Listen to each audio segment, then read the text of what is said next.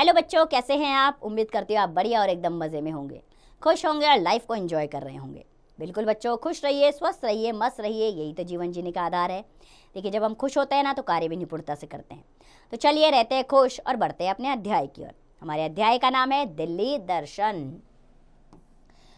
तो बच्चों, विद्यालयों में समय समय पर दर्शनीय व ऐतिहासिक जगहों पर ले जाया जाता है, जिससे बहुत ज्ञानवर्धन होता है, यानी कि ज्ञान में वृद्धि होती है। इस पाठ में दिल्ली के बारे में बताया गया है कि जो हमारे देश की राजधानी है। तो ये एक पत्र के माध्यम से बताया गया है। सबसे पहले इसमें पता लिखा गया है गुप्ता भवन, फूलबाग कॉलोनी, मेरठ 25001, दिनांक 10 अक्टूबर। प्रिय देवांश, तुम्हारा पत्र मिला जिससे पता चला कि तुम पिकनिक पर वृंदावन गए थे। वहाँ तो राधा कृष्ण के बहुत सुंदर मंदिर है, तुम्हें बहुत मज़ा आया होगा। मैं भी अध्यापक व सहपाठियों के साथ दिल्ली गया था। वहाँ जाकर देश की राजधानी दिल्ली के बारे में बहुत सारी ऐतिहासिक जानकारी मिली थी। हम सब 2 अक्टूबर को प्रातः ही राजघाट के लिए रवाना हो गए। राजघाट हमारे राष्ट्रपिता महात्मा गांधी का समाधि स्थल है। आज ही के दिन गांधी जी का जन्म हुआ था। राष्ट्रपिता के जन्मदिन पर उन्हें श्रद्धा सुमन चढ़ाने के लिए आ रहे लोगों की अपार भीड़ थी। राजघाट के चारों ओर कड़ी सुरक्षा व्यवस्था थी। कुछ ही क्षण बाद हमारे प्रधानमंत्री राष्ट्रपिता को अपनी श्रद्धांजलि अर्पित करने के लिए वहां पहुंचे। उनके साथ गाड़ियों की लंबी कतार थी। उनके वापस लौटने के बाद हम सब ने गांधी समाधि पर पहुंचकर फूल चढ़ाए। समाधि के पास ही सर्वधर्म प्रार्थना हो रही थी। उसके बाद हम सब शांतिवन, विजय घाट, शक्ति स्थल और किसान घाट गए तथा अपने दिवंगत नेताओं, दिवंगत यानी कि जो अब इस दुनिया में ना रहे, दिवंगत नेताओं की समाधि पर फूल चढ़ाकर लौट आए। तीसरे पहर हम लाल किला देखने गए। ये किला लाल रंग के पत्थर का बना हुआ है। इसे मुगल सम्राट शाहजहां ने 1638 ईस्वी में बनवाया था। ये किला बहुत विशाल और भव्य है। इसके अंदर बने दीवाने आम में बादशाह का दरबार लगा रहता था। वापस लौटकर हम सब ने थोड़ी देर विश्राम किया। विश्राम यानी कि थोड़ी देर आराम किया और फिर दिल्ली का दर्शनीय बाजार कनॉट प्लेस घूमने निकले। बिजली की रोशनी में जगमगाता हुआ बाजार बड़ा सुंदर और आकर्षक लग रहा था। सड़क पर मोटर गाड़ियां लगातार दौड़ रही थी। चारों ओर गाड़ियों के हॉर्न की आवाज़ गूंज रही थी। निश्चित स्थान पर प्रकाश संकेत मिलने पर ही लोग सड़क पार कर सकते थे। देश विदेश के लोग विभिन्न वेशभूषाओं में घूमते हुए नजर आ रहे थे। कुछ लोग सैर कर रहे थे, कुछ दुकानों से सामान खरीद रहे थे। हम सब थक गए थे, अतः एक रेस्टोरेंट में बैठकर कॉफ़ी पी, फिर ठहरने के स्थान की ओर लौट पड़े। उसके बाद अगले दिन प्रातः हमने संसद भवन और राष्ट्रपति भवन को देखने का कार्यक्रम बनाया। संसद भवन की इमारत गोल आकार की है। इसमें राज्यसभा और लोकसभा की बैठकें होती हैं। इसके पास ही सचिवालय की विशाल इमारतें हैं। राष्ट्रपति भवन भी एक दर्शनीय इमारत है। दर्शनीय यानी कि देखने लायक इमारत है। इसमें बना मुगल गार्डन बहुत ही सुंदर और मनमोहक है। मनमोहक यानी कि मन को मोहित करने वाला। शाम के समय हम जामा मस्जिद देखने गए। जामा मस्जिद भारत की संभवतः सबसे बड़ी मस्जिद है। यह धर्म के अतिरिक्त ऐतिहासिक दृष्टि से भी महत्वपूर्ण है। इसे भी शाहजहां ने बनवाया था। यहाँ से घूमते हुए हम चांदनी चौक पहुँचे। सारा बाजार जगमगा रहा था।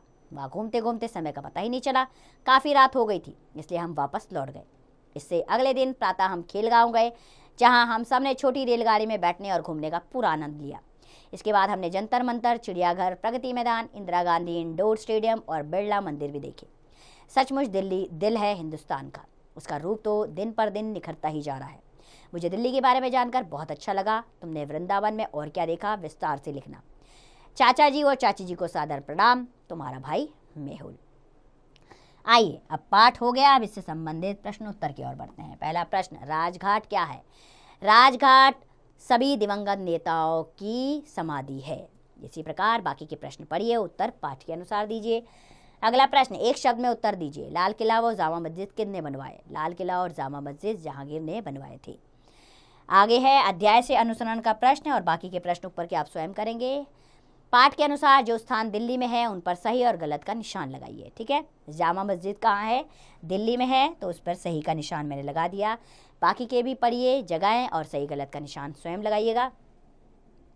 अगले प्रश्न की ओर बढ़ते हैं हम। लेखन अभ्यास। यहाँ पर कुछ शब्द दिए गए हैं, इन्हें 4-4 बार लिखिए। इससे आपका लेखन सुंदर हो जाएगा और शब्द भी आपको याद हो जाएंगे। चलिए भाषा अभ्यास पर पहुँचते हैं। इन शब्दों का वाक्य प्रयोग करना है। ऐतिहासिक, भारत यानी कि भारत में अनेक ऐतिहासिक स्थल हैं। इसी प्रकार बाकी के शब्दों को पढ़िए और उनका वाक्य प्रयोग स्वयं कीजिए। अब यहाँ पर वचन बदलना है। नेता का नेतागण। ठीक है, वचन एक वचन है तो बहुवचन लिखिए और बहुवचन है तो एकवचन, नेतागण। इसी प्रकार बाकी के भी शब्दों का बहुवचन आप स्वयं लिखिएगा। हम आगे बढ़ चलते हैं। सही वर्तनी पर सही का निशान लगाइए। छुट्टियाँ, सही शब्द कौन सा है? छुट्टियाँ, ये वाला शब्द सही है। ठीक है, और बाकी के शब्द पे सही निशान आप स्वयं लगाएंगे। चौथे प्रश्न पर आते हैं। पर्यायवाची लिखना है। प्रातः, प्रातः के क्या होता है?